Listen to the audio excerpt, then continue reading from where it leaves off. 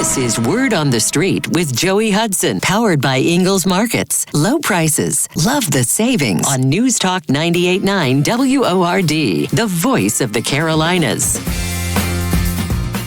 There's a lot of talk about making America great again, and it begins with making America healthy again. Dr. Ashley Lucas and her team at PhD Weight Loss are at the forefront to educate and guide you to be your best self. The millions being spent in propping up Big Pharma are astounding, only to create long-term dependency and harmful side effects. Let's take a natural approach that isn't connected to a pharmaceutical company's bottom line. The coaches at PhD Weight Loss will show you how. The entire program is centered around science and nutrition, a proven roadmap that has helped over 8,000 clients lose over 331,000 pounds. You'll learn what to eat and when, how to quiet cravings, and finally get rid of that belly fat. Plus, you'll never take a medication.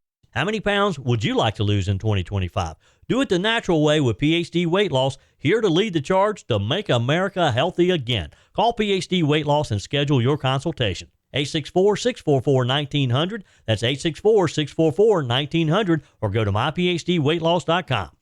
We continue our conversation with Laura Ringo, Executive Director of PAL, who is talking about her agency leading the effort to develop the Saluda Grade Rail to hopefully duplicate the success that the Swamp Rabbit Trail has had in Greenville, where everything along that line, real estate, buildings, everything has become much more valuable as a result of the Swamp Rabbit Trail. There's already been lots of stories about real estate, people being interested in real estate along the corridor and purchasing it with the intent of opening a small business to both support the visitors' experience, but also, of course, to support these communities. And so that's one piece, is the tourism piece, and the small businesses really, we hope, thriving. Another piece is we're starting to see, it's kind of coined as soft mobility, but Time Bicycle, which is a really large manufacturer of high-end bikes, has located their manufacturing on the Saluda Grade corridor in Landrum.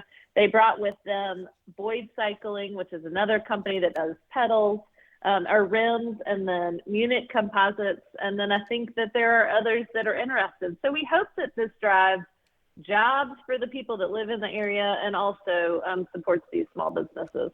Yeah, well, we've seen this happen in other areas. As I mentioned earlier, I've had personal experience with the Swamp Rabbit Trail in Greenville, and it has really transformed the whole area from start to finish. I particularly know how it has changed the town of Travelers Rest to the better, but everything in between, because, as you said, people want to stop along the way and you know, have some iced tea or a cup of coffee or eat lunch. And so we've had all these businesses along the way to spring up as a result of the Swamp Rabbit Trail.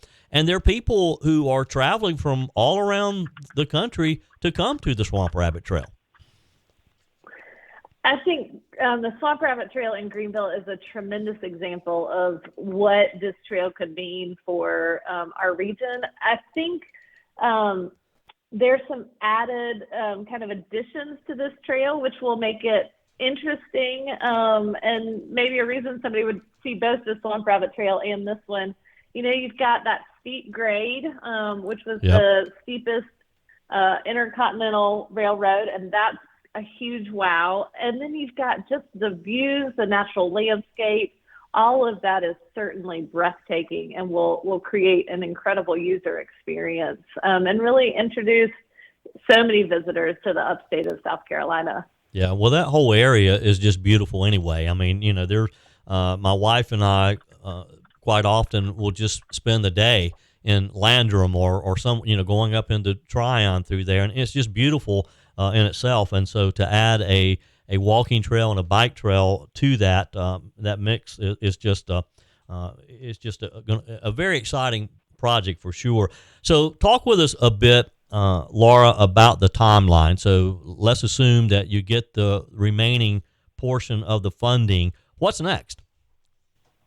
Yeah, so we have to, by contract with the railroad, acquire the line by July, which we expect to do, and then we will start on the South Carolina side. We had some, Senator Graham helped us secure some funding, and so we will start on engineering and design for the South Carolina portion.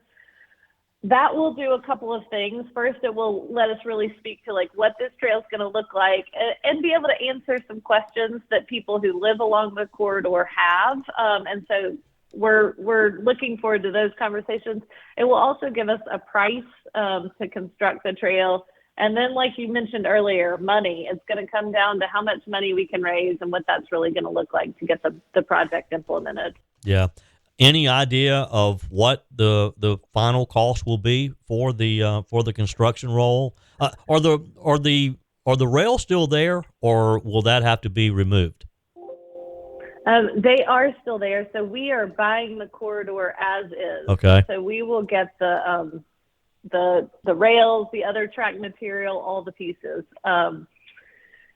So we had a feasibility study done, and that report is on that Saluda Grade Trail website. If anybody is interested in more detail, it's a really great and thorough report, but it includes some cost estimates, and they vary anywhere from just over $1 million per mile upward to $3+ million. And the reason there's such a range is because it depends on what the design looks like. An 8-foot trail on a really steep part of the corridor is going to be one price, and a flat, just putting asphalt down and being able to, not have to do a lot of grading, that's a much easier project. So, or easier mile or section. So it's really going to come down to what design looks like, what are the different factors in each area.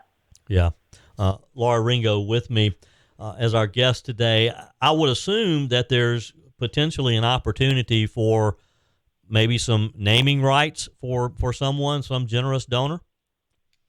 Absolutely. We would love to work with donors in helping make this project a reality, and certainly we'll have lots of different ways to recognize those people who contribute from any range amounts, because every bit of it will help make this project a reality. Yeah, I know the Swamp Rabbit Trail is known as the Prisma Health Swamp Rabbit Trail because of Prisma's partnership there, and so maybe there's someone listening to us today, Laura, that really wants to step in a big way and be a big part of the next phase of this project. It is very exciting. As far as the municipalities that it passes through on the South Carolina side, I know Campobella and Inman, Landrum, over the last few months, I've had the opportunity to speak with the mayors. They're very excited about this. Are you getting pretty much support from all the people in that area?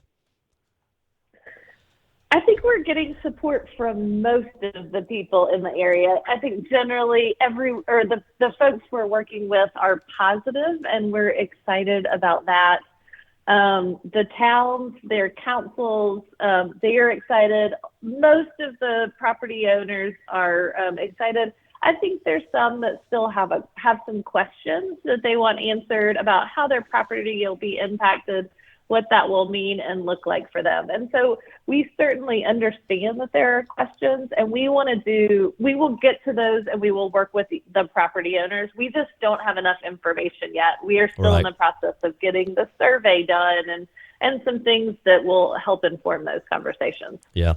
Laura, it's been a pleasure. I appreciate your time and I applaud what you guys are doing, because again, it's going to really have an impact and a good impact all along the way. I'm just excited about when you get to the point that we can do a ribbon cutting and we can maybe even do the show out there one Saturday for the ribbon cutting and get things operational. Well, I can't wait to go for a walk out there with you and talk about it. And thank you for having me. And I'd love to come back at some point and tell you more about PAL, and I appreciate you helping us get the word out. Sure thing. Well, we'll definitely visit with you again about PAL very soon. Laura Ringo, thank you for your time today. Thank you. Up next, the Greenville Police Foundation is showing the men and women in blue just how much they're appreciated. This This is Word on the Street with Joey Hudson on News Talk 98.9 WORD, the voice of the Carolinas.